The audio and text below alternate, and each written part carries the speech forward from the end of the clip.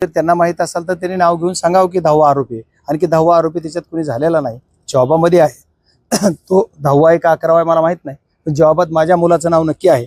आता 10वा आरोपी कोण अटक करायचा ते त्यांनी सांगावा, त्याच्या पद्धतीने ते सांगतील. पोलिसात जर खरं असेल तर पोलीस करतील. या संपूर्ण प्रकरणामध्ये जातीवाद केला जातो असा देखील त्यांनी आरोप केला गेला. कुणी केलाय हा आरोप? स्वतः धनंजय मुंडेंनी आरोप केला. काय आरोप केला त्यांनी?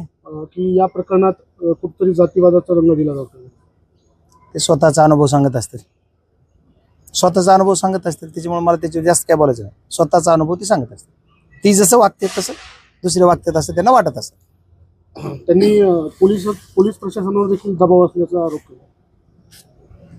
त्यांनी असा आरोप केला आहे की एकतर तुमचा जो आहे तो पोलीस प्रशासनावरती दबाव आहे आणि तुमच्याकडून त्यांना एक जे हे आहेत ते आरोपी जे आता अॅट्रॉसिटीचा गुन्हा दाखल केलेला आहे की त्यांना देखील तुमच्याकडून धमकी येतात असं देखील त्यांचं. जर धमक्यामध्ये मी कुठं दिसलो तर माझ्यावर पोलिसांनी कारवाई करावी. ती जर म्हणत असेल धमक्या येतात, आता तो जो आरोपी आहे ना त्या आरोपीवरच माझा संशय आहे. तो काय लपवतोय? जो कोणचा आरोपी म्हणून नाही, तो जो आता आरोपी म्हणजे नाहीये, फिराईतदार जो आहे ना, त्या फिराईतदारवर मला आज तरी वाटतंय, आज माझ्याजवळ एव्हिडन्स नाही किंवा आणखी आत्ता बोलायला काही नाही, पण आणखी मला वाटतं की त्याचे बरेच कारनामे पुढे येतील हळूहळू. ते माने या व्यक्तीमुळं घुलेचा मृत्यू झाला असं घुले कुटुंब म्हणतंय, किंवा त्याला सोडवायला गेला म्हणजे त्याच्यामुळेच झाला ना. पण हे मानेला मारण्यासाठी का गेलते त्याचा खुलासा कोणी करणार आहे का? की मानेला मारायला ही का गेले? गुल्याला नाही मारायला आले म्हणते, नाही मानेलाच मारायला आले. मग मानेलाच मारायला का आले? कुटुंब किंवा त्याची काय जी मारेकरी जी आरोपी आहेत ती त्यालाच मारायला का गेले ह्याचा पण खोला तपास झाला पाहिजे ना.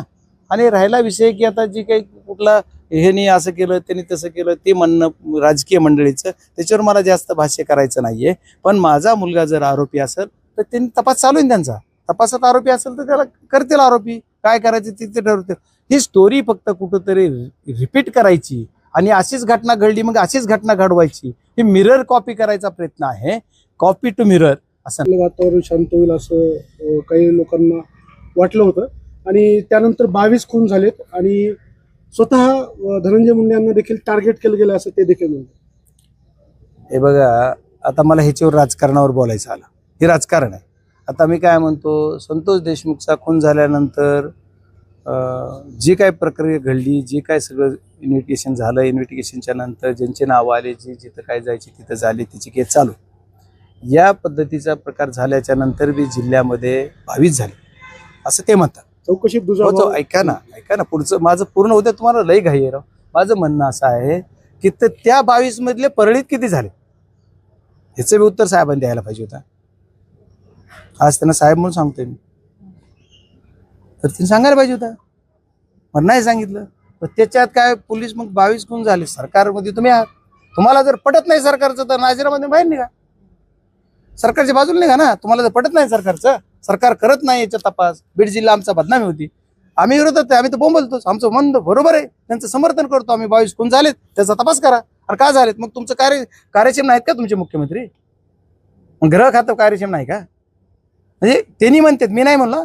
माझा आता मुख्यमंत्र्यावर पूर्ण भरोसा आहे, माझ्या पूर्ण राजकीय जेवढे काही असतील त्यांच्यावरही माझा भरोसा आहे आणि माझा इथल्या पोलीस यंत्रणेवर भरोसा आहे. मला मुख्यमंत्री चुकीच्या पद्धतीनं गुन्हा नमूद करू देणार नाहीत किंवा सांगणार नाहीत. उपमुख्यमंत्री या पालकमंत्री ह्या सुद्धा करणार नाहीत. कुणी दुसरा एखादा आमदार कुणी करणार नाही. ही दोघं सोडता तिसरं कुणी काही नाही. आता ही आमचं झालं. तुमच्या भारतीय जनता पार्टीच्या पक्षाचे आमदार त्यांच्या विरोधात बोलले ना चौकात, त्याचं कसं हो? खासदार कुठे आहे आता असं विचारतात. आता बाकीचे सगळे विचारा ना. खासदाराचं लय नातं लांब आहे ना. आणखी खासदार म्हणजे काय? खासदाराला काय मंत्री आहेत, सगळे भरपूर लोक आहेत ना, येतील जातील सगळे भेटतील. कुणाला प्रेम देऊन प्रेम मिळतं, कुणाला दाब देऊन प्रेम थोडं मिळते. तुम्ही आम्हाला आरोपी कराल आणि तुम्ही प्रश्न